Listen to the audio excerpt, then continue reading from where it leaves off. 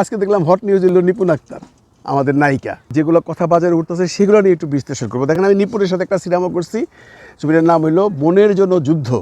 নিপুণ আক্তার, আমিন খান, মিশা সৌদাগর অনেকেই ছিল। বেশ হিট ছবি এবং খুব ভালো ছবি, এবং ছবিটা ব্যবসাও করছে। তো একটা ছবিতে কাজ করছি, আমার সাথে কোনো রকম প্রবলেম নিপুণ আক্তার তখন করে নাই। তখন যদিও নিপুণ আক্তার আজকে নিপুণ নয়, তখন নিপুণ একটা নর্মাল আর্টিস্ট ছিল, পেমেন্ট করছি, কাজ করছে, চলে গেছে। কোনো সক্ষতাও ছিল না, কোনো বিরাজ ভাজন, কোনো সম্পর্কও কোনোদিন হয় নাই। ওই সময়ের অভিজ্ঞতা আমাকে বলে না যে নিপুণ একটা বাজে মেয়ে বা নিপুণের বেশ হ্যাডব আছে বা কিছু। তখন অবশ্য নির্ভরে এত হ্যাডব ছিল না। এখন শোনা যেতেছে যে নিপুণ আক্তার নাকি, আমি জানি না, আমি দেখি নাই তার ফেসবুকে গিয়ে পাইলাম না, সে নাকি এই স্টুডেন্ট আন্দোলনের সময় তাদের বিরুদ্ধে স্ট্যাটাস দিছিল। যদিও তার ফেসবুকে এটা নাই এখন, যদি দিয়ে থাকে তাহলে নিপুণ আক্তার একটা বিরাট বড় ভুল করছে। দেখেন, চলচ্চিত্রে অনেকেই অনেক ধরনের পার্টি করে, কেউ মনে মনে বিএনপি করে, কেউ মনে মনে লেফটিস্ট পার্টি করে, কেউ মনে মনে আওয়ামী লীগ করে, কিন্তু ডাইরেক্ট এই ইসের বিরুদ্ধে, এই স্টুডেন্ট আন্দোলনের বিরুদ্ধে কেউ স্ট্যাটাস দিছে আমার জানা নাই। হ্যাঁ, অনেকেই যায় না এই আন্দোলনে, ডাইরেক্ট নিজেকে মানে জড়ায় নাই, কিন্তু চুপচাপ ছিল। হয়তো বা সে আওয়ামী লীগ করে, এর জন্য চুপচাপ ছিল, বা হয়তো তার কোনো রকম বাধা ছিল যার জন্য সে যায় নাই, কিন্তু স্ট্যাটাস দিছে ছাত্রদের বিরুদ্ধে, এরকম মানুষও নাই, আমার চোখে পড়ে নাই। ফেরদৌস, রিয়াজ, এরা যারা আওয়ামী লীগ করে, এই ঘরানার লোকজন, রোকেয়া প্রাচী, এরা কিন্তু ওই বিটিভি ভবনে গেছে, এফডিসিতে মিছিল করছে না, কিন্তু স্ট্যাটাস কিন্তু কেউ দেয় না। নিপুণ যদি দিয়ে থাকে, আমি দেখি নাই, যদি আপনারা কেউ দেখেন আমার একটু জানায়েন, বা আমার একটু কপি পেস্ট করে পাঠায়েন, আমি দেখতে চাই। তারা নিপুণ আক্তার বিরাট বড় একটা ভুল করছে, বিরাট বড় একটা ভুল করছে, যে সে এমন কোনো লিডার না, সে এমন কোনো লিডার না যে তাকে স্ট্যাটাস দিতে হবে। নিপুণ সম্বন্ধে তো অনেক কথাই বাজারে উঠে এখন, আর কিছু কথা তো আমরা নিজেরাও দেখছি বন্ধুরা।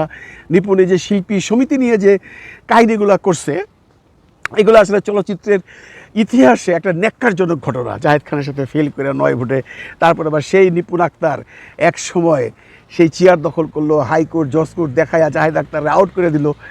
এই ঘটনা আমরা দেখছি, এবং 2টা বছর সে জোর করে দখল করে রাখলো। তার ক্ষমতার বলে, তার ক্ষমতা ছিল, তার ক্ষমতা কিসে ছিল সবাই বলা বলি করতেছে, সবাই জানেন। তার ক্ষমতা ছিল, উনি শেখ সেলিম সাহেবের ছত্রছায়ায় ছিলেন।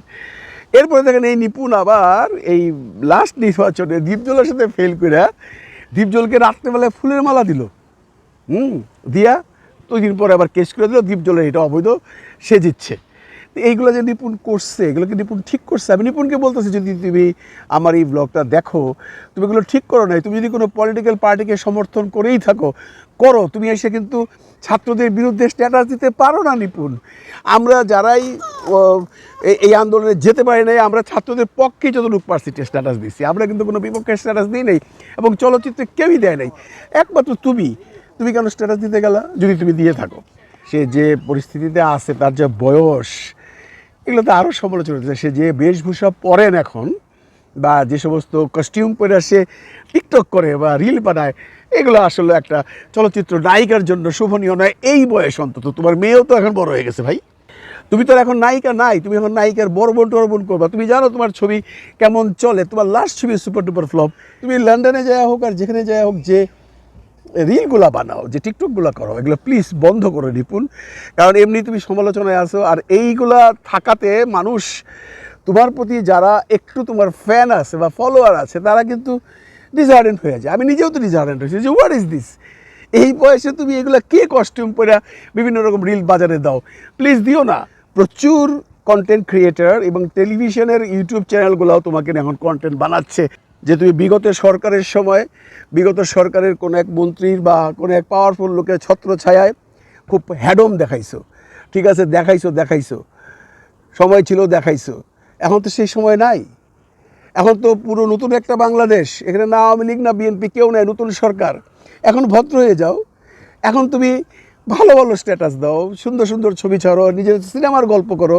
তা না করে তুমি উল্টাপাল্টা ছবি দিতেছো, উল্টাপাল্টা রিল দিতেছো, এবং যদি সত্য হয়ে থাকে তাহলে ছাত্রদের বিপক্ষে তুমি কথা বলছো। That is not acceptable. আমরা চলচ্চিত্রের মানুষ, পার্টি করতেই পারি, কিন্তু কোনো দিনই কোনো পার্টির লোক কোনো দিন ওপেনলি এগুলো করে নাই। দেখো, তুমি তো নতুন আসছো ফিল্মে, এই স্বাধীনতা যুদ্ধের পর আমি একটা ব্লগ আগেও বানাইছি, এই খসরু সাহেব, এই সোহেল রানা সাহেব, এরকম আরও অনেক হেডমওয়ালা লোক কিন্তু স্বাধীনতা যুদ্ধের পর যখন দেশে আসছে, বলে নাই কে ছিল আমাদের মুক্তিযুদ্ধের বিরুদ্ধে। চলচ্চিত্র এগুলো হয় না। চলচ্চিত্র এখনও এই যে আজকের চলচ্চিত্র, এখন আমি শুনতেছি যে এফডিসিতে সেই সৌহার্দ্যপূর্ণ ভাবটা এখনও আছে, এখনও সেই প্রযোজক সমিতিতে বিএনপি আওয়ামী লীগের সবাই বসতেছে, কথাবার্তা বলতেছে, কারণ আমাদের নিজেদের মধ্যে তো কোনো ঝামেলা নাই।